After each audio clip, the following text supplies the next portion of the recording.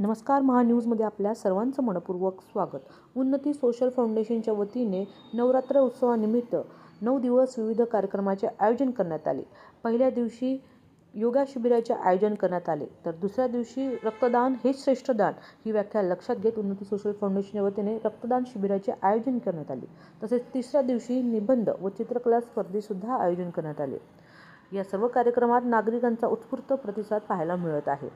मोठ्या संख्येने नागरिकांनी यात सहभाग घ्यावे अशी माहिती उन्नती सोशल फाउंडेशनचे अध्यक्ष संजय बिसे यांनी दिली आहे.